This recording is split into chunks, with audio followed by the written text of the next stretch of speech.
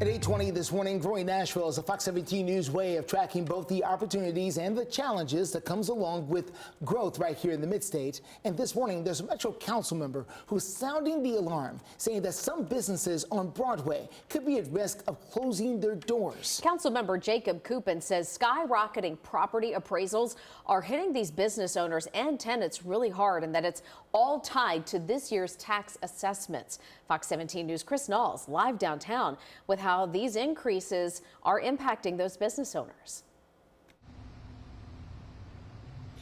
Councilmember Kupin says that some business owners are stunned by how much their tax bills have jumped, and he says it's not only hundreds of dollars but hundreds of thousands of dollars.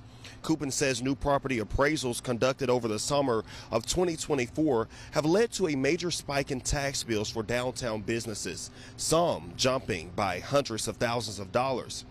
Tax bills were mailed out in October and are due in February of next year. While businesses can file an appeal, that process won't wrap up until September of 2026. Businesses with triple net leases where tenants cover property taxes are feeling the biggest impact. And Kupin says one owner saw their bill jump from about $500,000 to nearly $1 million.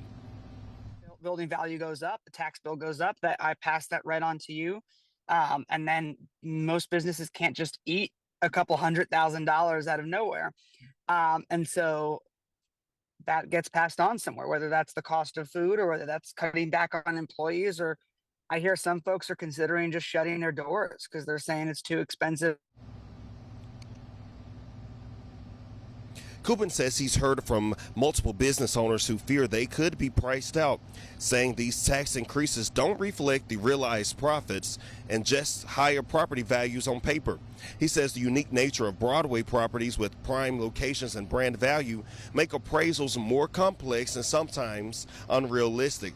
Kupin says these businesses, however, still can file an appeal. However, that those decisions won't be made until next year. So, Justin, Jennifer, is something that it makes it still hard for the business owners because they still have to front the cost and wait to hopefully maybe get a reimbursement, but that's something that's still uncertain. Reporting live in downtown Nashville, I'm Chris Knowles, Fox 17 News, your Code Red station.